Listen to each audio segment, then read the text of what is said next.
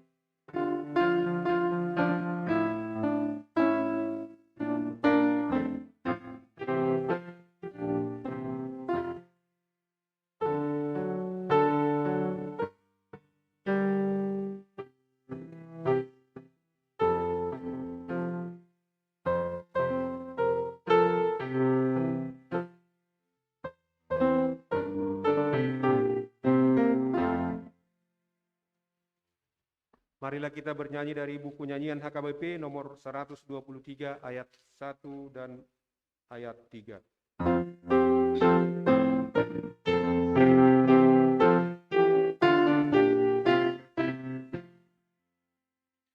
Hai saudara, sehari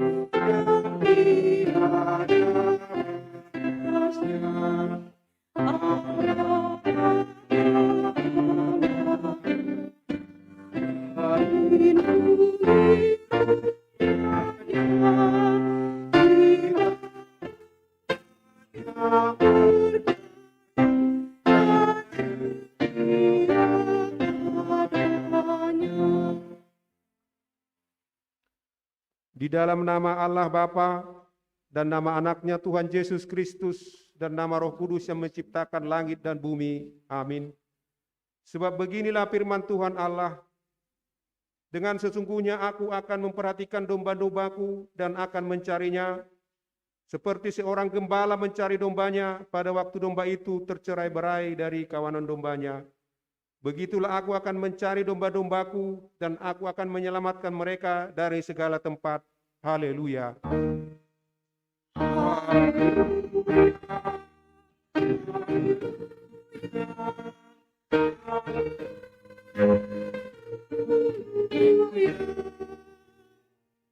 Marilah kita berdoa.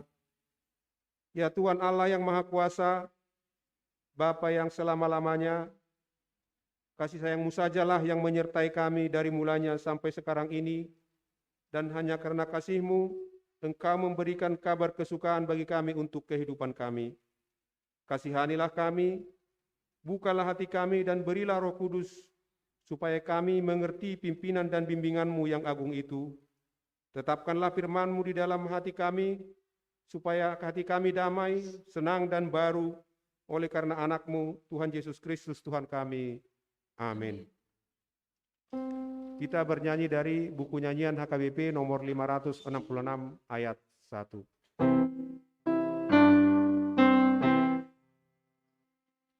Kudus, kudus, kudus,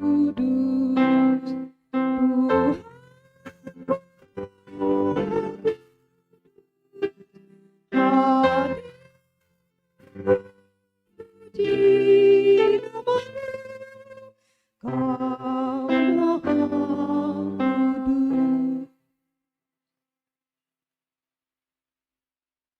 Hukum Tuhan untuk minggu ke-17 setelah Trinitatis hari ini adalah hukum Taurat ke-5 sampai dengan ke-10. Taurat yang ke-5, hormatilah ayah dan ibumu supaya lanjut umurmu di bumi yang diberikan Tuhan Allahmu kepadamu. Taurat ke-6, jangan membunuh. Taurat yang ke-7, jangan berzina. Taurat ke-8, jangan mencuri. Taurat ke-9, jangan mengucapkan saksi dusta terhadap sesama manusia. Taurat ke-10, jangan mengingini rumah sesamamu, jangan mengingini istrinya, atau hambanya laki-laki, atau hambanya perempuan, atau lembunya, atau keledainya, atau apapun yang dimiliki sesamamu. Demikianlah hukum Tuhan, marilah kita mohon kekuatan dari Tuhan Allah. Ya Ya Tuhan, Tuhan, kuatkanlah kami melakukan yang sesuai dengan hukum-Mu. Amin. Kita bernyanyi dari buku nyanyian HKBP nomor 688 ayat 1 dan ayat 2.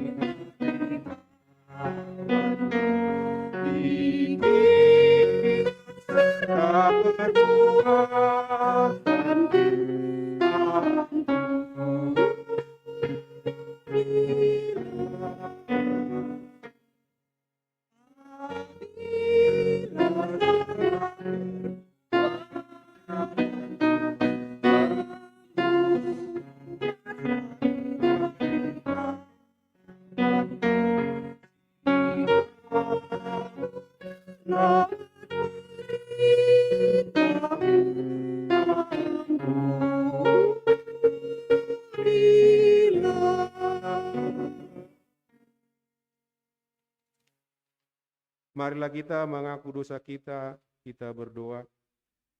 Ya Tuhan, Allah kami dan yang Maha Pengasih, Engkau tidak berkenan kepada kematian orang fasik, melainkan Tuhan berkenan kepada pertobatan orang fasik dari kelakuannya ke jalan yang benar supaya ia hidup. Oleh sebab itu, kami memohon kepadamu, jauhkanlah kami dari segala murka dan hukum-Mu. Ampunilah dosa dan kejahatan kami, agar kami beroleh hidup di dalam kasih-Mu. Karuniakanlah kami kekuatan, agar kami tetap kuat dan kokoh di dalam anak-Mu, Yesus Kristus Tuhan kami. Amin.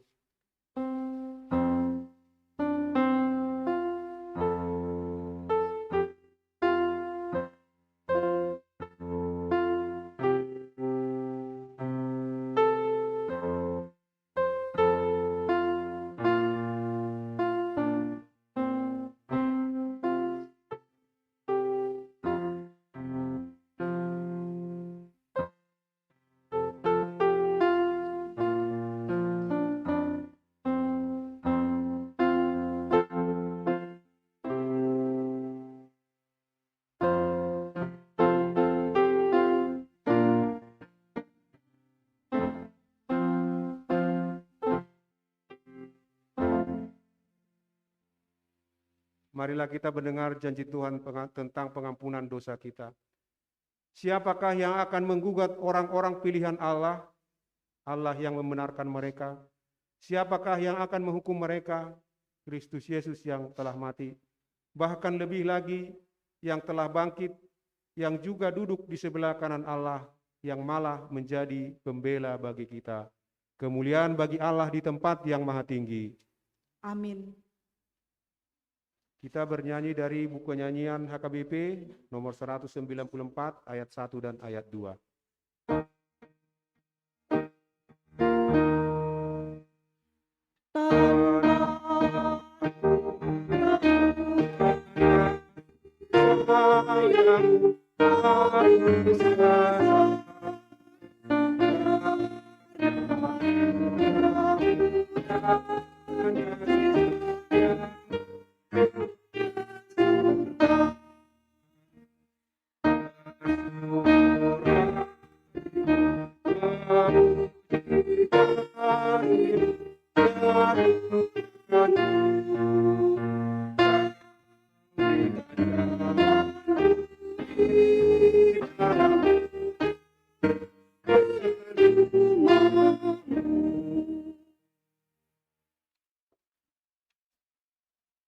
Marilah kita mendengarkan firman Tuhan yang ditetapkan hari ini, yaitu dari Kitab Hakim-Hakim 14 ayat 1 sampai 4.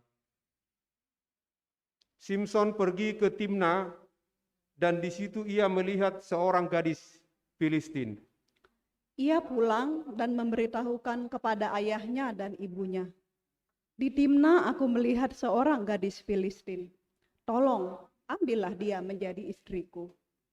Tetapi ayahnya dan ibunya berkata kepadanya, "Tidak adakah di antara anak-anak perempuan sanak saudaramu atau di antara seluruh bangsa kita seorang perempuan, sehingga engkau pergi mengambil istri dari orang Filistin, orang-orang yang tidak bersunat itu?" Tetapi jawab Simson kepada ayahnya, "Ambillah dia bagiku sebab dia kusukai." Tetapi ayahnya dan ibunya tidak tahu bahwa hal itu daripada Tuhan asalnya. Sebab memang Simson harus mencari gara-gara terhadap orang Filistin. Karena pada masa itu orang Filistin menguasai orang Israel. Demikianlah pembacaan firman Tuhan. Berbahagialah orang yang mendengar firman Allah serta memeliharanya. Amin. Kita bernyanyi dari buku nyanyian HKBP nomor 255 ayat 1 dan ayat 2.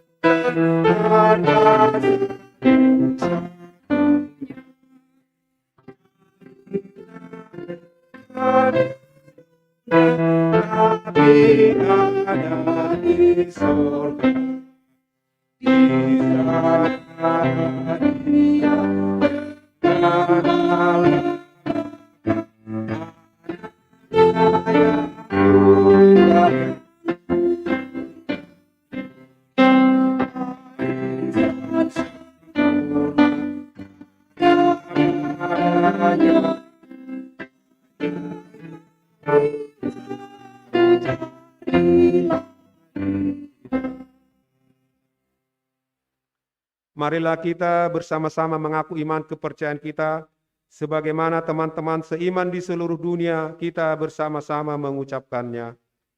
Aku percaya kepada Allah, Bapa yang Maha Kuasa, Khalik langit dan bumi. Aku percaya kepada Yesus Kristus, Anaknya yang tunggal Tuhan kita, yang dikandung daripada Roh Kudus, lahir dari anak darah Maria, yang menderita sengsara di bawah pemerintahan Pontius Pilatus, disalibkan, mati dan dikuburkan, yang turun ke dalam kerajaan maut. Pada hari yang ketiga, bangkit pula dari antara orang mati, naik ke surga, duduk di sebelah kanan Allah, Bapa yang Maha Kuasa, dari sana akan datang kelak untuk menghakimi orang yang hidup dan yang mati.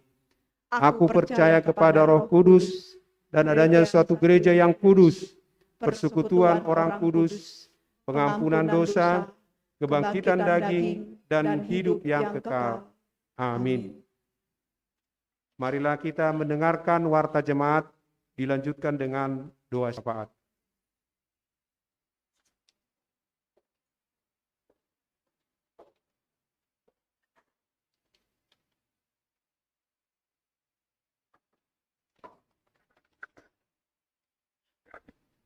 Shalom, selamat hari Minggu buat kita semua, untuk semua jemaat yang hadir di tempat saat ini maupun untuk semua jemaat yang mengikuti ibadah kita secara online di rumah masing-masing. Warta Minggu kita pada hari ini yaitu Minggu ke-17 setelah Trinitatis. Nama minggu kita adalah Minggu ke-17 setelah Trinitatis. Topik minggu, hidup sebagai keluarga Allah. Tutup altar berwarna hijau. Pelayan ibadah pada hari ini yang melayani ibadah kita, pengkhotbah pendeta resort kita, Pendeta Romeo Sinaga, liturgis Sintua James Sagala, dan pembaca warta calon Sintua Evelinda Sigalingging. Tuhan kiranya memberkati para hambanya yang melayani hari ini. Untuk minggu depan, yang melayani ibadah minggu, pengkhotbah pendeta resort kita, Pendeta Romeo Sinaga, liturgis Sintua James Lee Huta Barat, dan pembaca warta calon Sintua Friendly Pangaribuan. Tuhan kiranya memberkati persiapan para hambanya untuk melayaninya. Ibadah penghiburan atau mamang hulungi. Pada hari ini, setelah ibadah nanti, kita akan melakukan penghiburan kepada keluarga Bapak Alman Sinaga Boru Sidabutar dan juga kepada Inang Sinaga Boru Simangunsong, itu Mama Brian, atas meninggalnya orang tua terkasih kita, Opung Anandro Boru, itu Sintua R Sinaga Boru Panjaitan. Demikianlah diberitahukan kepada kita semua untuk kita boleh mengikutinya bersama nanti. Ulang tahun. Pendeta dan para halado HKBP Resort Diaspora mengucapkan selamat ulang tahun kepada semua warga jemaat yang berulang tahun pada periode 26 September sampai dengan 3 Oktober 2021. Pada tanggal 26 September, pemuda kita yaitu Alson Brian Timotius Sinaga. Tanggal 27 September, anak kita Keira Samantha Boru Panjaitan. Tanggal 28 September, Bapak Herbert Pidotua Sitanggang SH Boru Siburian. Tanggal 30 September, pemuda kita Yoel Septian Meha. Dan tanggal 2 Oktober, Inang Victoria Sihombing Boru Simatupang. Firman Tuhan bagi yang berulang tahun tertulis dalam Amsal 3 ayat 16. Umur panjang ada di tangan kanannya, di tangan kirinya kekayaan dan kehormatan. Warta keuangan. Laporan keuangan HKBP Diaspora pertanggal 26 September 2021. Jumlah pemasukan uang huria sebesar Rp804.000, pemasukan uang pusat sebesar Rp233.000, dan pemasukan untuk uang PTK sebesar Rp323.000, sehingga total seluruh pemasukan berjumlah Rp1.360.000. Pengeluaran untuk uang huria sebesar Rp2.670.500, sehingga total pengeluaran sejumlah Rp2.670.500. Saldo kita pada tanggal 25 September 2021. Saldo uang huria sebesar Rp67.500.000. Rp600.229. Saldo uang pusat sebesar Rp900.000. Saldo uang PTK sebesar Rp24.680.820. Sehingga saldo uang Huria dan uang PTK sebesar Rp92.281.049. Untuk topik minggu kita pada minggu ini, kita terus bawakan di dalam doa kita untuk pandemi virus corona 19 yang belum berlalu, yang masih kita hadapi saat ini. Kita juga berdoa untuk Dr. T.A. Simatupang Boru Tambunan yang saat ini melakukan rawat jalan dan pemulihan di rumah. Untuk orang tua kita, Sintua Nyonya Erma Nurung Boru Sianturi, semoga Tuhan memberi kekuatan dan memberi sukacita bagi orang tua kita. Untuk Bapak S. Hutauruk Boru Sitohang, yaitu Bapak Ivana yang saat ini juga masih menjalani rawat jalan dan pemulihan di Kanada. Dan juga untuk Bapak Huta Barat Boru Nababan yang saat ini juga sedang menjalani rawat jalan di Bona Pasogit. Demikianlah warta minggu kita pada minggu hari ini. Terpujilah Tuhan kita, Allah Bapanya, Anaknya, Yesus Kristus, dan persekutuan Roh Kudus yang memelihara dan memberkati hidup kita setiap hari. Marilah kita nanti pulang ke rumah masing-masing setelah ibadah ini dengan membawa damai sejahtera yang daripada Allah kita. Mari kita satukan hati kita berdoa. Allah Bapa kami yang di surga, Bapa yang penuh dengan kasih, Allah Bapa yang menjadi kekuatan di dalam hidup kami, Allah Bapa yang menyertai kami di setiap langkah kami. Kami sungguh bersyukur ya Allah, 1 minggu telah berlalu kembali Bapa yang boleh kami jalani. Banyak hal yang telah kami lakukan, banyak hal yang telah kami alami ya Bapa. Kami bersyukur padamu ya Allah, oleh karena kasih dan kemurahan-Mu, kami boleh berkumpul bersama-sama di saat ini Bapa, untuk terus beribadah bersama-sama, bersekutu, memuji-muji dan mempermuliakan nama-Mu. Terima kasih ya Tuhan, untuk kesempatan yang Kau boleh berikan bagi kami, untuk kekuatan ya Bapa, untuk kesehatan, untuk segala hal yang ada di dalam hidup kami, sehingga kami boleh bersekutu bersama ya Bapa. Biarlah Engkau boleh hadir di tengah-tengah ibadah kami Bapa, biarlah Engkau boleh sungguh-sungguh kami tinggikan, kami permuliakan di dalam ibadah ini Tuhan. Hadirlah Engkau menjamah kami semua Bapa, memperbarui kami, agar sungguh kami boleh hidup di dalam Engkau dan kasih-Mu yang menjadi kekuatan di setiap langkah-langkah kami. Kami bersyukur ya Allah untuk ibadah hari ini Bapa, untuk seluruh pelayan-Mu yang mulai melayani di hari ini.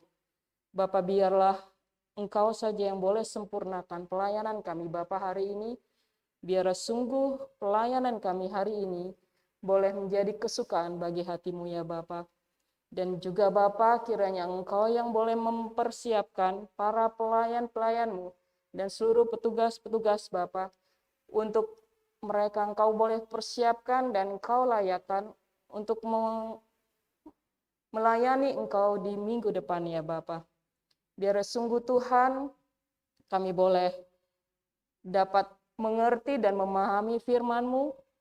Biarlah juga Tuhan, firman-Mu itu yang menjadi pedoman kami, menjadi pelita di setiap langkah kami. Biarlah firman-Mu yang menuntun hari-hari kami ke depannya Allah. Bapa yang baik, saat ini juga kami berdoa untuk keluarga yang ditinggalkan oleh orang tua kami terkasih, yaitu Inang Sintua R. Panjaitan. Biar ya Tuhan, Engkau juga yang boleh memberikan penghiburan yang sempurna bagi seluruh keluarga mereka yang ditinggalkan ya Bapa. Dan nanti sebentar setelah ibadah selesai, kami juga ingin menyampaikan rasa duka kami kepada keluarga. Kami ingin memberikan penghiburan ya Bapa. Tapi biarlah ya Bapa, Engkau yang boleh sempurnakan seluruh penghiburan yang kami lakukan nanti Bapa, agar sungguh Roh Kudus-Mu saja yang boleh memberi penghiburan yang sempurna yang daripada Engkau. Bapa yang baik, kami juga terus berdoa Bapa untuk jemaat-Mu yang berulang tahun di dalam periode minggu ini Tuhan. Biar sungguh Tuhan mereka boleh merasakan berkat-berkat-Mu di dalam pertambahan usia yang Kau boleh berikan Bapa. Biarlah dengan bertambahnya usia mereka, mereka juga boleh semakin bertambah lagi mengasihi Engkau Bapa. Mereka boleh semakin hidup di dalam Engkau Bapa, semakin menyukakan hati-Mu. Bapa yang baik, saat ini kami juga berdoa Bapa untuk pemerintahan kami Bapa, pemerintahan negara kami Bapa. Kami rindu Tuhan agar Engkau yang boleh berkati Bapa seluruh pemimpin-pemimpin kami. Engkau berikan hati yang takut akan Tuhan. Engkau berikan hati yang rindu untuk melakukan kebenaran-Nya Bapa, untuk mendatangkan kebaikan dan kesejahteraan bagi negara kami Indonesia ini ya Bapa. Biarlah Engkau boleh pakai setiap orang yang Engkau boleh tempatkan menjadi pemimpin kami di negara ini Tuhan, untuk membawa kebaikan dan kesejahteraan bagi negara kami. Bapa kami juga berdoa, biarlah Engkau yang boleh membantu kami, menuntun kami dalam menjalani hari-hari kami Bapa, di dalam negara kami ini Tuhan, khususnya di dalam kondisi pandemi COVID ini Bapa. Biarlah Engkau yang mampukan kami untuk melewatinya, untuk menghadapinya Bapa, dengan pimpinan dan penyertaan daripada-Mu saja ya Bapa. Kami juga terus berdoa untuk para pemimpin kami di HKBP Bapa, dari pusat sampai kepada seluruh jemaat yang ada ya Bapa. Engkau yang berkati pemimpin-pemimpin kami di HKBP juga ya Allah. Engkau juga yang berkati para pelayan-pelayan-Mu Bapa, para pendeta kami, sintua kami, dan seluruh orang yang terlibat di dalam HKBP secara keseluruhan ya Bapa, agar sungguh Engkau boleh memberkati HKBP menjadi gereja yang besar, yang boleh menyukakan hati-Mu Tuhan, dan boleh menjadi berkat dimanapun kami berada ya Bapa. Biarlah melalui HKBP juga ya Bapa, banyak jiwa yang boleh lebih mengenal Engkau, lebih dekat kepada Engkau, dan lebih mengasihi Engkau ya Bapa. Bapa kami juga mau berdoa untuk jemaat kami Bapa di dalam HKBP Diaspora ini Tuhan. Biar ya Bapa dengan segala keterbatasan kami tidak dapat bertemu muka secara langsung Bapa. Tapi biarlah hati kami boleh Engkau satukan di dalam kasih-Mu ya Bapa. Engkau yang berkati Bapa seluruh orang tua kami yang saat ini dalam kondisi lemah Bapa, di dalam usia lanjutnya. Biarlah Engkau yang boleh terus memberi penghiburan bagi mereka ya Bapa. Biarlah Engkau yang boleh menemani mereka, menjagai mereka di dalam kelemahan fisik mereka Bapa. Engkau Allah boleh hadir di dalam waktu-waktu mereka. Kami juga berdoa untuk seluruh jemaat-Mu yang sedang sakit Bapa. Biarlah Engkau juga yang boleh memberi kekuatan, Engkau juga yang boleh beri kesembuhan ya Bapa. Kami berdoa juga untuk seluruh jemaat-Mu yang mungkin saat ini sedang mengalami masalah dan beban berat ya Bapa. Biarlah Engkau Tuhan menjadi kekuatan mereka. Engkau ya Allah menjadi memberikan solusi yang baik bagi mereka. Dan biarlah Engkau yang boleh memberi kelegaan. Bapa, Engkau kiranya boleh berkati seluruh kami jemaat HKBP Diaspora secara khususnya ya Bapak, agar sungguh kami boleh bertumbuh Bapak, dan kami boleh lebih dan lebih lagi mengasihi Engkau. Terima kasih ya Tuhan, terima kasih ya Allah Bapa yang di sorga. Biarlah kasih setia-Mu boleh terus menyertai kami di dalam kehidupan kami, di dalam pekerjaan kami, di dalam pendidikan kami, di dalam apapun yang kami lakukan Tuhan. Biarlah Engkau saja yang boleh menjadi Tuhan Allah dan pemimpin kami dan penopang hidup kami ya Bapa. Ampuni kami Tuhan untuk segala kelemahan-kelemahan kami. Betapa sering kami mendukakan hati Engkau ya Bapa.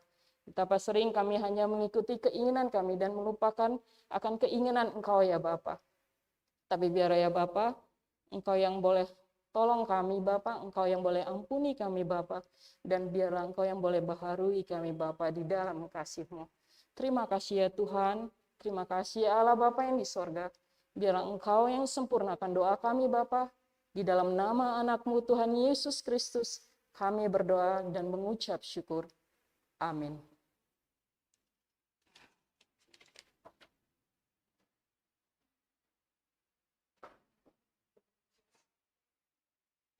Kita bernyanyi dari buku nyanyian HKBP nomor 204, dimulai dari ayat 1 sambil menyerahkan persembahan pertama untuk gereja dan persembahan kedua untuk pusat.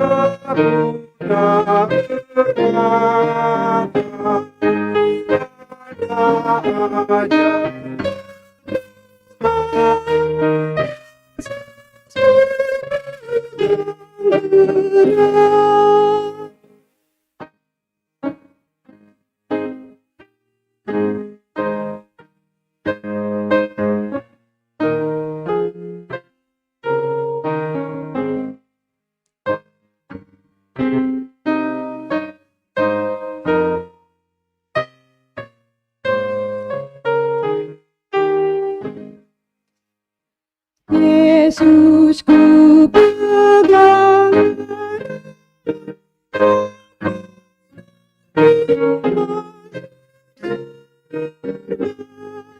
yang ku rindu.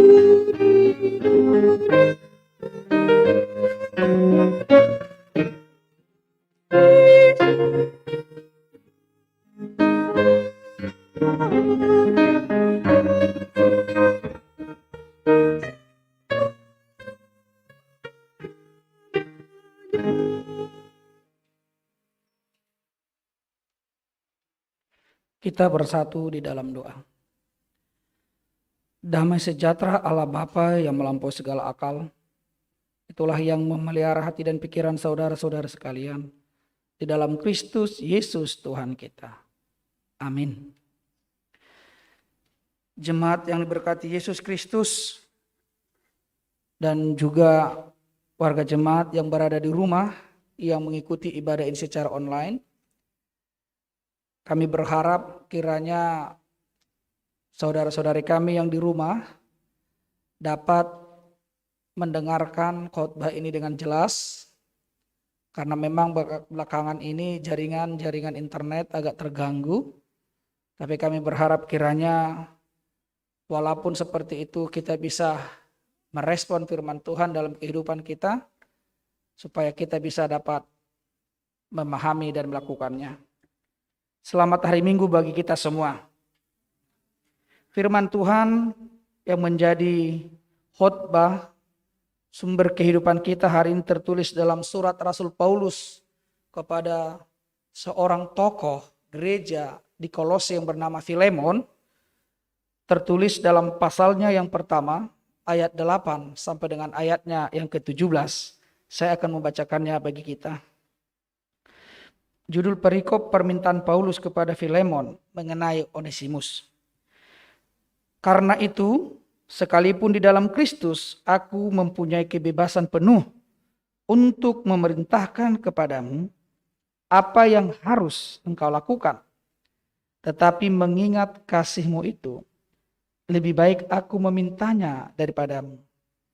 Aku Paulus, yang sudah menjadi tua, lagi pula sekarang dipenjarakan karena Kristus Yesus, mengajukan permintaan kepadamu mengenai anakku yang kudapat selagi aku dalam penjara, yakni Onesimus.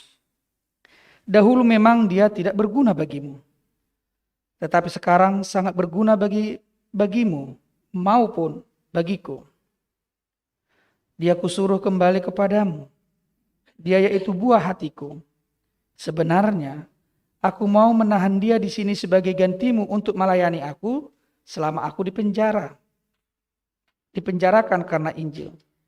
Tetapi tanpa persetujuanmu, aku tidak mau berbuat sesuatu supaya yang baik itu jangan engkau lakukan seolah-olah dengan paksa, melainkan dengan sukarela.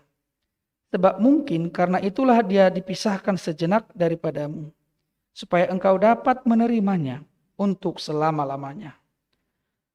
Bukan lagi sebagai hamba, melainkan lebih daripada hamba, yaitu sebagai saudara yang kekasih. Bagiku sudah demikian, apalagi bagimu, baik secara manusia maupun dalam Tuhan. Kalau engkau menganggap aku temanmu seiman, terimalah dia seperti aku sendiri. Demikianlah firman Tuhan. Jemaat yang diberkati Yesus Kristus,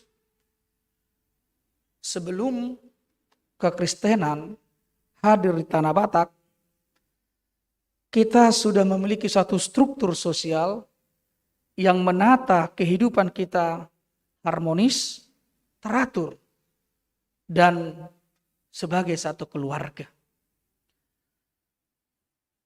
Kita menganut satu sistem struktur sosial yang bernama Dalian Natolu. Dalian Natolu itu terjadi karena ada dua hubungan kekeluargaan. Yang pertama hubungan kerabat satu marga, itu yang selalu terikat dengan namanya dongat tubuh. Yang kedua, hubungan perkawinan atau pernikahan yang memunculkan dua unsur yang lain, kerabat yang namanya hula-hula dan satu lagi yang namanya buru. Jadi poros dari relasi struktur hubungan orang Batak itu adalah bersifat kekeluargaan. Tidak ada orang asing. Itu sebabnya kalau ada marga sinaga misalnya di satu tempat, pejabat, walaupun saya tidak kenal itu, ada perasaan saya bangga dan senang. Oh itu adalah diri saya. Walaupun dia juga gak kenal sama saya. Kalaupun misalnya ada marga Simatupang, tulang saya. Walaupun secara pribadi tidak ada fisiknya, hubungan fisik dengan ibu saya. Tapi karena dia marga Simatupang, ada langsung emosional mengatakan, oh ini tulangku. Itu keluarga. Kalau ada yang menikah dengan boru sinaga dimanapun, selalu saya katakan, oh ini nemburu saya. Dan makanya itu enaknya orang Batak. Kemana saja selalu ada keluarganya. Saya datang ke diaspora, ada keluarga saya, dongat tubuh. Ada nemburu saya di sini, itok saya. Ada tulang saya. Itu luar biasanya struktur yang dibangun oleh orang Batak. Jika struktur kita sebagai orang Batak menempatkan kita sebagai satu keluarga, merekatkan kita begitu erat tanpa ada orang lain, tanpa ada orang asing karena kita hidup sebagai satu keluarga, bukankah persekutuan yang dibangun di atas dasar iman harus lebih kuat merangkul kita sebagai keluarga Allah. Memang dalam proses kekeluargaan orang Batak itu ada yang mengikat kita. Ikatan itu adalah ikatan kerabat satu marga. Yang kedua ikatan perkawinan. Tetapi ikatan yang membuat kita menjadi keluarga Allah itu bukan karena marga. Bukan karena perkawinan. Tapi kita terikat menjadi keluarga Allah itu adalah karena diikat darah Kristus. Kristus yang sudah korban. Kristus yang sudah mati. Kristus yang karena kasihnya telah meruntuhkan tembok pemisah antara Allah dengan manusia.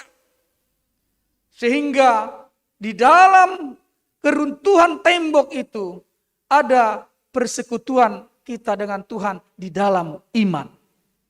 Iman itulah yang mempersatukan kita dari semua latar belakang. Apakah ada orang Yahudi, orang Yunani, orang Batak, orang Jawa, semua. Persekutuan kita sebagai keluarga tidak lagi didasarkan marga, tidak lagi didasarkan atas perkawinan tadi, tapi didasarkan atas iman percaya kita kepada Kristus. Itu sebabnya gereja adalah persekutuan orang-orang yang percaya kepada Bapa, Anak, dan Roh Kudus, dan mereka yang sudah dibaptis di dalam nama itu. Bapak Ibu sekalian yang terkasih dalam nama Yesus Kristus, topik minggu kita saat ini menegaskan hidup sebagai keluarga Allah. Apa yang terjadi saat ini dengan keluarga-keluarga Kristen? Apakah yang terjadi saat ini dengan persekutuan-persekutuan gereja sehingga topik ini mengingatkan kita supaya hidup sebagai keluarga Allah? Apakah mungkin saat ini persekutuan-persekutuan dalam gereja, persekutuan-persekutuan kategorial mulai sudah terkikis kehidupannya sebagai keluarga Allah? Karena saat ini kita juga hidup di era yang namanya era persaingan, globalisasi.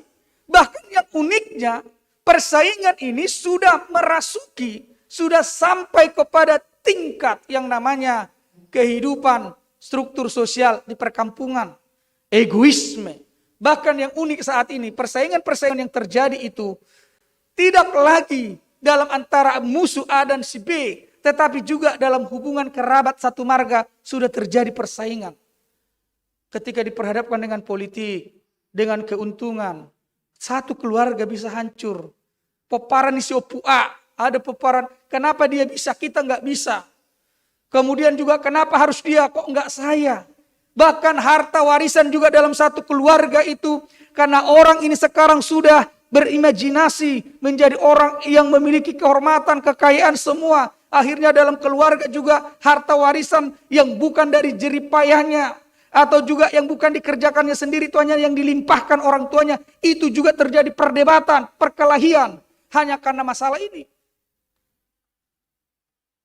Ternyata keluarga yang dibangun di dalam persekutuan hubungan darah tadi, marga dan perkawinan tadi, bisa hancur, bisa retak. Kenapa? Karena kita selalu mengutamakan kepentingan kita. Keluarga-keluarga Kristen saat ini juga terhisap dengan situasi-situasi konflik internal keluarga. Khususnya di masa pandemi yang terjadi selama ini. Angka kekerasan dalam rumah tangga meningkat. Konflik terjadi juga di keluarga meningkat. Perceraian juga meningkat, penggugatan. Bahkan sudah jarang ataupun tidak sedikit sekarang kelompok keluarga-keluarga Kristen yang banyak padau-dau. Hanya karena masalah-masalah kecil dalam rumah tangga.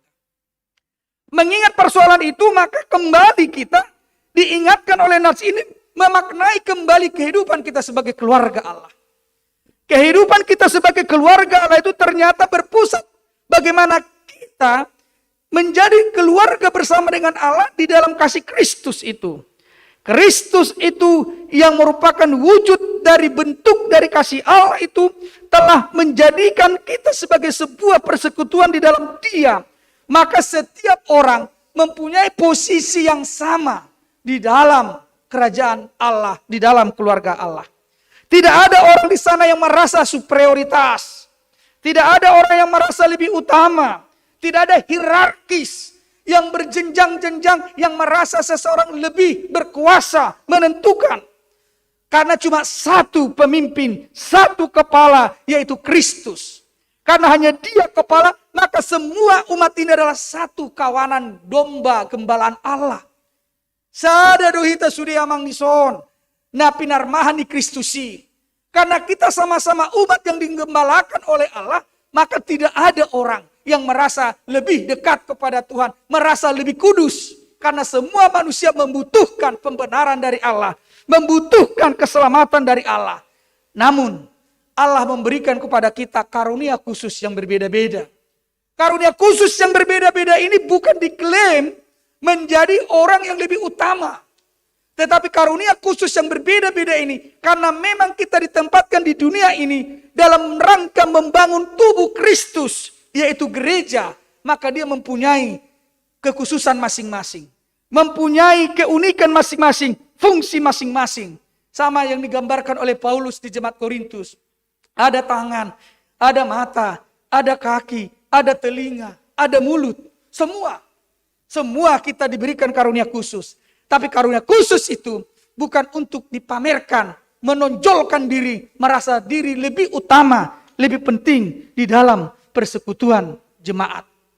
Tetapi justru pemberian anugerah itu, karunia Kristus itu, yang berbeda itu dalam rangka membangun pelayanan yang lebih baik, relevan, dan efektif di tengah-tengah dunia ini. Oleh sebab itu Bapak Ibu sekalian terkasih, apakah yang terjadi sehingga Paulus menulis surat kepada Filemon? Ternyata dahulu, walaupun kekristenan sudah berkembang di Roma, di Asia Kecil, Barat Daya di sana, di Asia Timur Tengah, ternyata praktik perbudakan itu masih ada. Perbudakan yang menempatkan orang berada di bawah dan dia di atas. Umumnya perbudakan itu terjadi karena faktor kemiskinan, melarat, sehingga dia menjual diri untuk bekerja supaya dia bisa makan dan minum. Yang kedua, ada juga perbudakan itu terjadi karena tidak mampu bayar hutang. Kenapa tidak mampu bayar hutang? Mungkin ada orang yang hobinya berjudi. Ternyata praktik perjudian itu bukan hanya ada sekarang, dulu juga karakter berjudi itu sudah ada, perilaku itu. Kalah main judi. Setelah kalah main judi, dia nggak bisa melakukan apa-apa. Akhirnya tergadai, dia meminjam. Karena dia nggak bisa membayar utang, dipekerjakanlah dia, dirugikan. Dan praktik perjudian sekarang juga sudah unik. Sekarang perjudian itu kalau kita buka sekarang handphone kita, kan ada itu namanya iklan-iklan di handphone. Misalnya kalau ini pasti ada selalu situ. Poker lah, online lah, semua. Dan banyak juga orang, warga jemaat, bahkan perhalado yang terlibat main judi online. Yang unik di situ, maka kadang kita nggak sadar uang kita bisa hilang ratusan juta, tetapi untuk menolong orang di sekitar kita kasih minum nggak bisa. Praktik perjudian sekarang sangat menjamur karena ada iming-iming kaya mendadak. Dan memang sepertinya di Indonesia pola seperti ini laku. Kita nggak bekerja tapi bisa kaya. Dari mana caranya? Kalau bukan karena tidak jujur.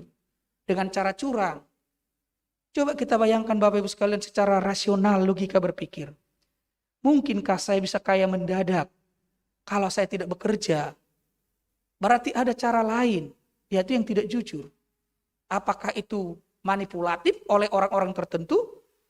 Apakah dia itu bersifat yang mengatakan menginvestkan uang kita investkan uang kita, kemudian dia menjual ke tempat yang lain. Dan ketika dia menginvestkan itu ke tempat lain, belum tentu yang diinvestkan itu adalah pekerjaan yang jujur. Bisa juga yang lain.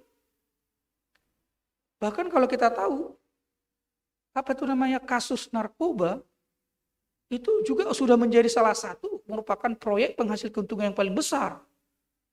Berapa triliun itu?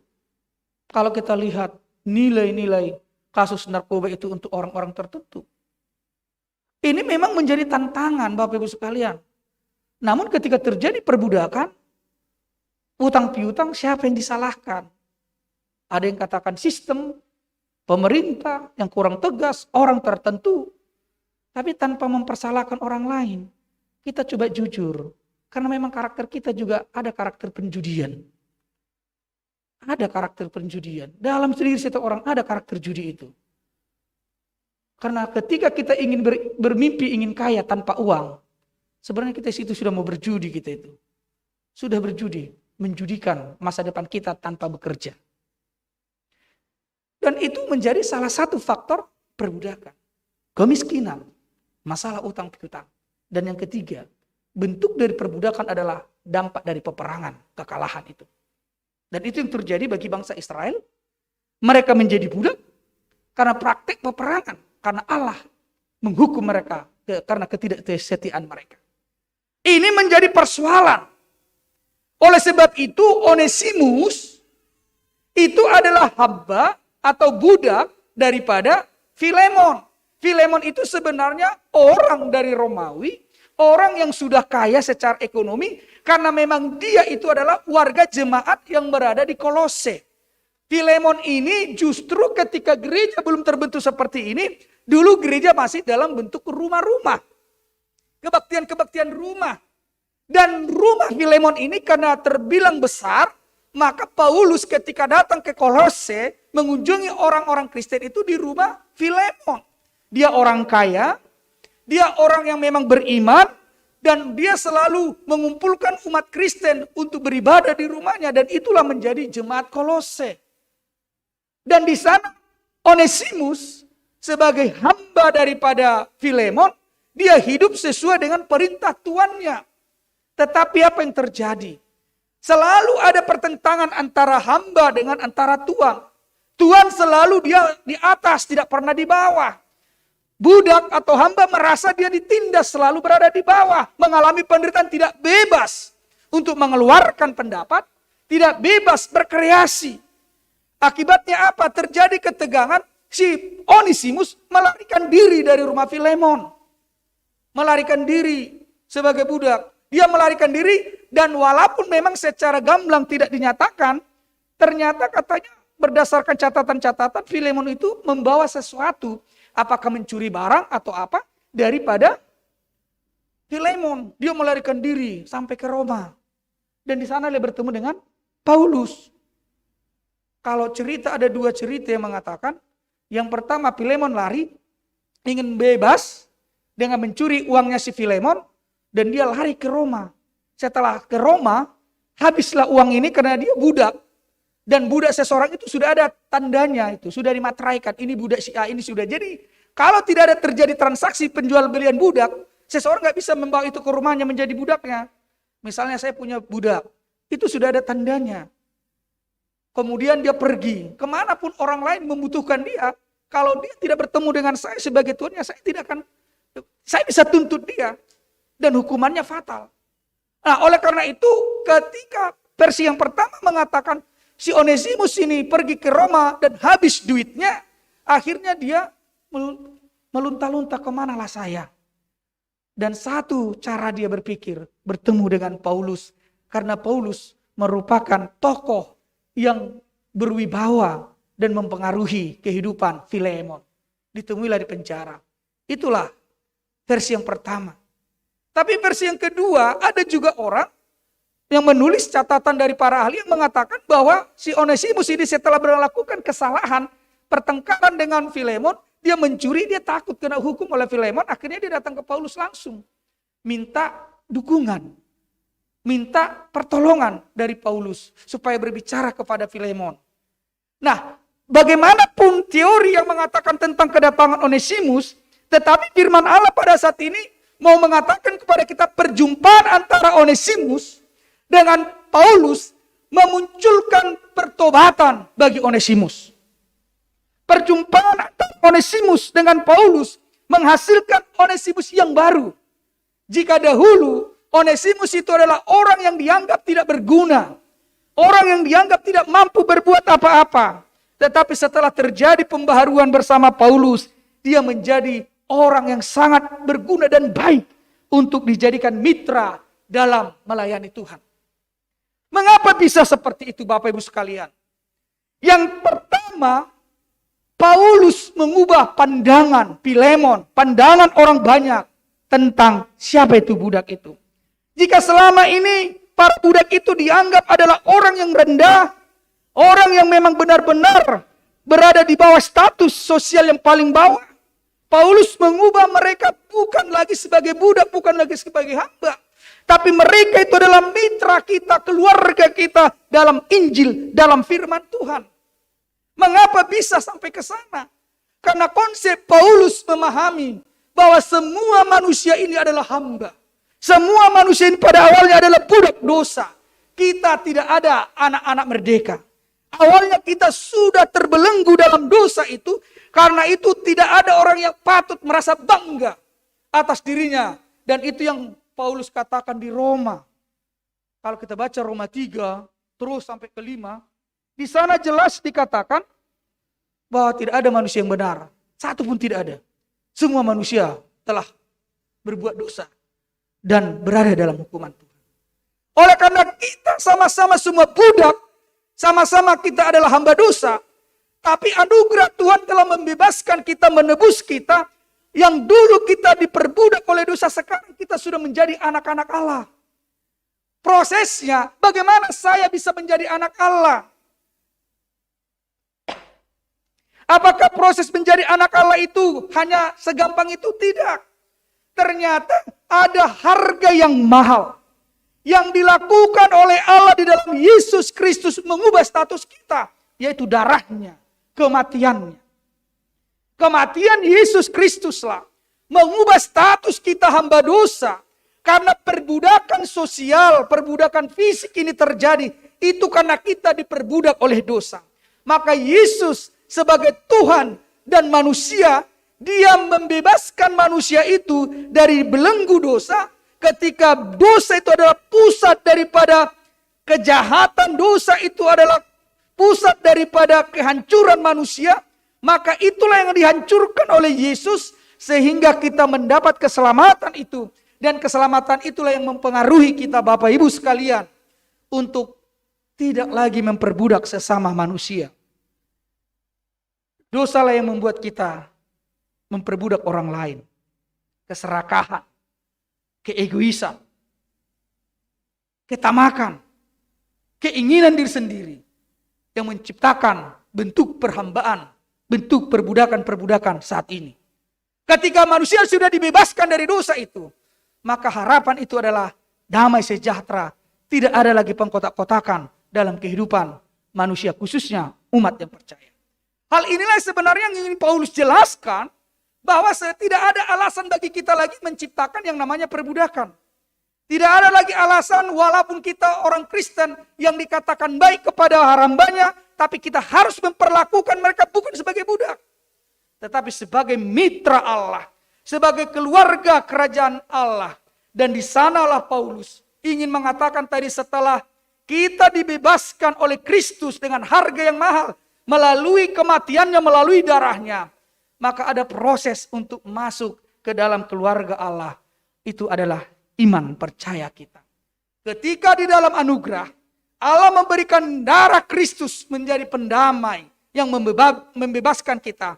Maka untuk masuk ke dalam kebebasan itu, kita dibutuhkan partisipasi percaya kepada Dia. Dan proses percaya kepada Tuhan itu, maka ada media masuk ke dalam keluarga Allah. Itulah baptisan. Jadi kita bisa lihat Bapak Ibu sekalian, yang pertama anugerah Tuhan dalam Yesus Kristus yang menebus kita, melepaskan kita.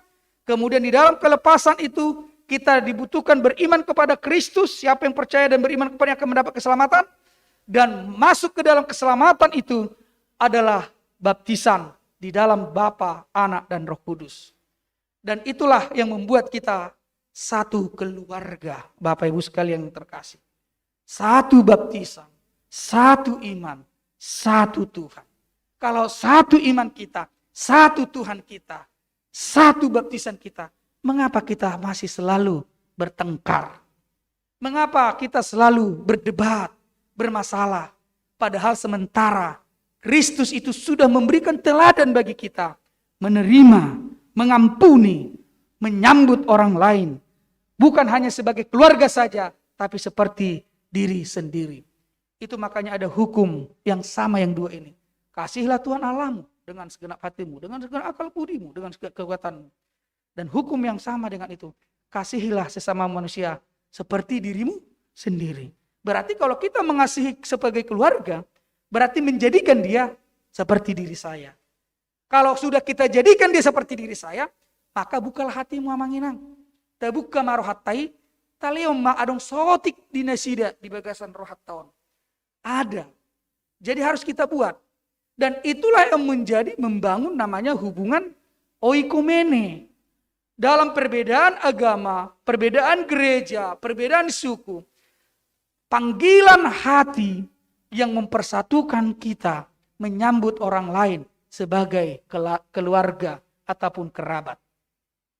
Dan itu sebabnya Paulus mengingatkan Filemon, kalau kamu merasa dia punya utang, karena dia tidak melakukan fungsinya sebagai budak, hamba dulu. Kalau dia mengambil hartamu, Paulus mengatakan, tanggungkanlah itu untukku. Bayar itu rekeningku. Ugarar rekeningnya. Nanti kalau dia punya utang, masukkanlah. Saya punya yang merembus itu. Dirembus data istilahnya? Dirembus. Nah, nanti dirembuskan nanti situ. Aku yang bayar. Tapi terimalah dia. Mengapa seperti itu?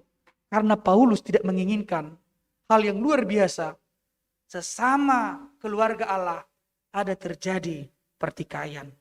Ada terjadi konflik. Tetapi dia ingin memulihkan kembali hubungan itu dalam konsep yang baru. Bukan lagi sebagai tuan dan budak, tapi sebagai anggota keluarga. Proses itu sangat berat. Proses itu sangat lama. Bahkan Paulus mengatakan kepada Filemon, anggaplah dia seperti diriku. Sambutlah dia seperti diriku. Paulus menempatkan dirinya dalam diri Onesimus, bahwa apa yang ada dalam pikiran Onesimus, karakter Onesimus, bukan lagi dirinya sendiri, tapi pengajaran saya, pribadi saya, itu yang ada dalam Onesimus. Dan apa yang terjadi Bapak Ibu sekalian, dalam sejarah gereja, Onesimus menjadi salah satu uskup di jemaat Kolose. Dia menjadi pemimpin gereja di Kolose. Itu sebabnya istilah nama Onesimus juga adalah namanya artinya berguna. Sekarang bagaimana kita menggunakan diri kita, hidup kita juga sebagai orang yang berguna. Onesimus saat ini. Onesimus. Orang-orang yang berguna saat ini. Bukan hanya untuk dirimu sendiri, diri kita sendiri, tapi juga untuk Tuhan dan untuk orang lain. Onesimus yang baru. Onesimus yang berguna. Yang membuat hidup kita berdaya guna. Janganlah menjadi berdaya rusak. Seperti Onesimus yang lama. Yang merusak relasi antara Tuhan dan hamba. Tetapi jadi Onesimus saat ini. Yang berdaya guna. Membangun jemaat Kolose. Hidup sebagai mitra keluarga Allah bersama Filemon. Membangun jemaat Kolose. Amin. Tuhan Yesus memberkati. Puji dan syukur kami ucapkan kepadamu ya Tuhan. Firman-Mu mengajarkan kami supaya kami hidup sebagai satu keluarga. Kami bersyukur jika dalam tradisi kearifan lokal kami, Engkau menganugerahkan struktur sosial hidup sebagai satu keluarga dengan prinsip dalihan natulu, di mana ada unsur dongat tubuh, hula-hula dan buru. Kami lebih bersyukur lagi Tuhan, karena kehidupan kami sebagai satu keluarga tidak lagi ditentukan oleh kerabat satu marga itu, ataupun oleh karena kerabat pernikahan. Tetapi iman kami yang satu, yang percaya kepadamu, telah mempersatukan kami sebagai satu keluarga. Berkatilah Tuhan warga jemaat-Mu ini, berkatilah HKBP Resort Diaspora, karena kami adalah satu keluarga di dalam Kristus. Tidak ada pembedaan. Karena memang perbedaan itu telah Engkau berikan sebagai kekayaan bagi kami untuk saling menyempurnakan dan melengkapi. Jika Tuhan menganugerahkan berkat-berkat khusus atau karunia khusus kepada warga jemaat-Mu, semuanya itu Tuhan dalam rangka membangun tubuh Kristus. Sehingga semakin banyak orang yang percaya kepadamu. Berkati Tuhan semua warga jemaat-Mu ini dan juga yang mengikuti ibadah ini dari rumah. Kiranya mereka bersuka cita, dapat menyambut, merespon orang lain sebagai diri sendiri, sebagai satu keluarga. Dalam Kristus Yesus, kami telah berdoa dan memohon ke dalam tangan-Mu. Amin.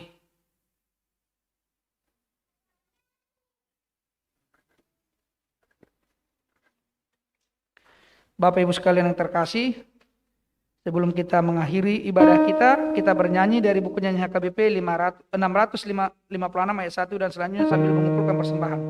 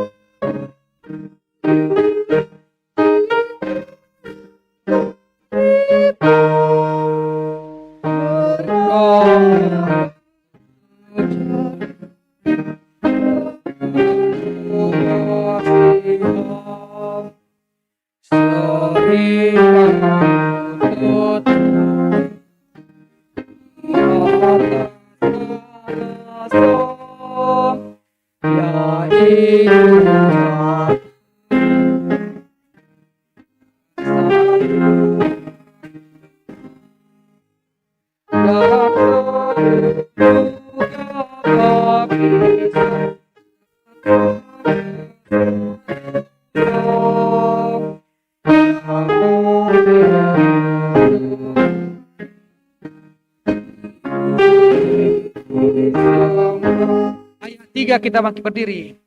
Dan supaya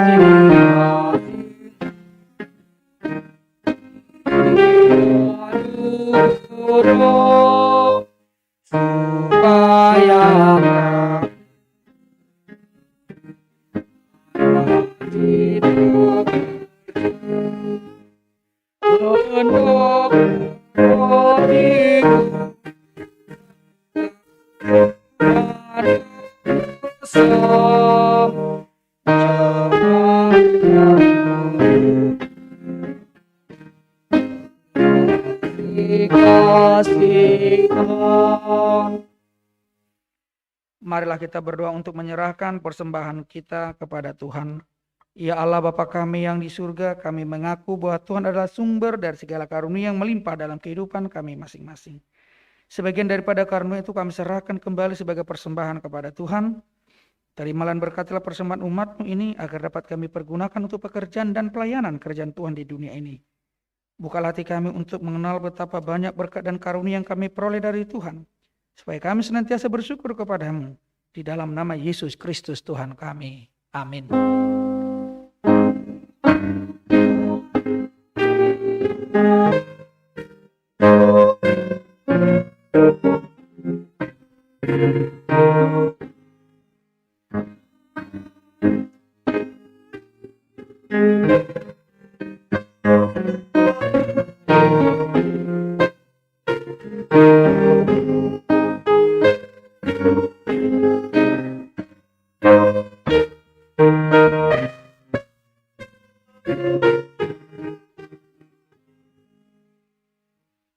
Bapa kami yang di surga, dikuduskanlah nama-Mu.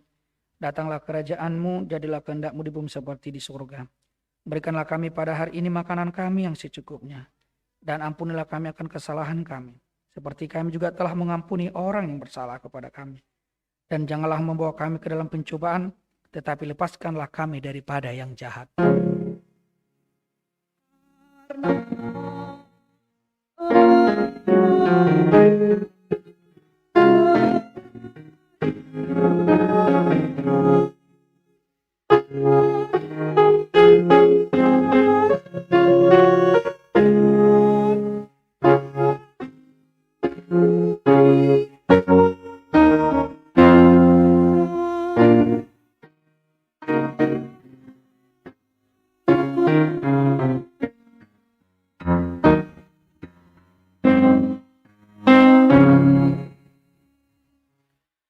Terimalah berkat dari Tuhan Allah kita.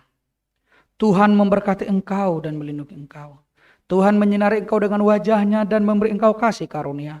Tuhan menghadapkan wajah-Nya kepadamu dan memberi engkau damai sejahtera.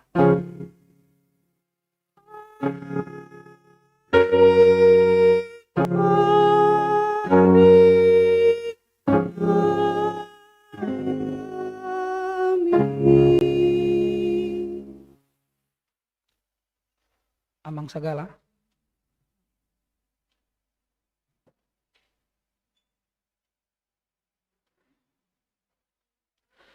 Bapak Ibu sekalian yang terkasih, Jemaat HKBP Resort Diaspora yang hadir saat ini secara onsite dalam gedung gereja dan juga yang mengikuti ibadah ini secara live streaming, secara langsung di rumah kita masing-masing.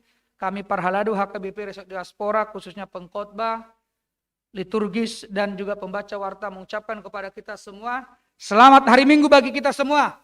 Selamat hari Minggu. Horas Madihita.